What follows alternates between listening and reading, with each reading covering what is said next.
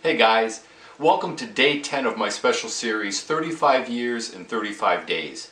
You know, since I started this project, looking back over the 35 years that I've been a professional photographer, a lot of you have been so helpful in reminding me of things that I've forgotten about. And as I've thought back over the years, a thought came to mind about equipment. You know, when I first started in 1982, the camera that I started with was a 1927 Kodak view camera. It was actually an 8x10 camera that had an adapter on it to use roll film. I had to put my head underneath the blanket to focus on the ground glass, which the image was upside down, and they used an air bulb to open it up, and then you'd have to close it and then put the film in place, pull out a dark slide, and click the shutter with an air bulb again. And I did 500 seniors that way. Well, that had to end quickly. So I moved up to what was called a Mamiya C330, which was a twin reflex camera. You look down on the glass and you'd see through the top lens, but the bottom lens would take the picture. And that was okay. It took, like, I don't know, 30 images on a roll of film. And then moved up to an RB67, but that was a beast. But the thing with film cameras, as I evolved over the years, I wound up with Hasselblads, which are really nice cameras. But film limited us on how many photographs we could actually take on a roll of film.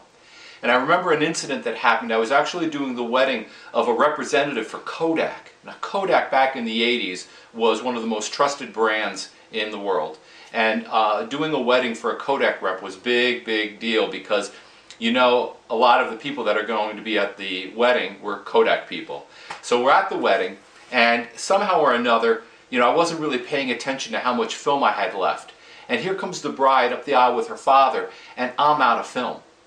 So I had to change the film. I opened up the back of the camera, took out a roll of film, ripped open the foil, put it on, and I mean, doing this all under a tremendous duress. I actually had to pick up the camera and move to the front of the church because the bride and her dad were getting closer. Well, fortunately, you know, I calmed myself down, I got it loaded, and click, you know, got the pictures. Today, though, we have different cameras, digital photography, okay? This is a Nikon D300 with a 32 gigabyte card. I can take 1,200 pictures in RAW format, which I'll tell you about that some other time. This is my high-end camera. It's a 34 megapixel Nikon D800. I use it for portraits, for landscapes. I bring it on weddings as well, and I can get 400 shots on that.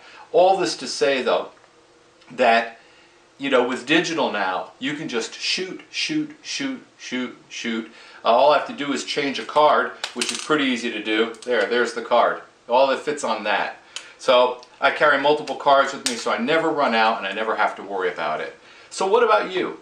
What equipment changes, what things have evolved in the course of your career that have really made a big difference in the way you do things? What are some of your favorite things? Oh, there is one more thing. There is another piece of equipment that I've acquired over the years which I absolutely abhor. Glasses. I hate wearing glasses. I really do. What about you? Hey, join us for day 11 tomorrow. I've got something special in store for you too. I'm going to be doing a fashion-inspired business portrait. And we're going to have some behind-the-scenes looks and some of the images, so be sure to join us. I'm going to combine Saturday and Sunday for day 11 and 12 in one video. Take care, guys.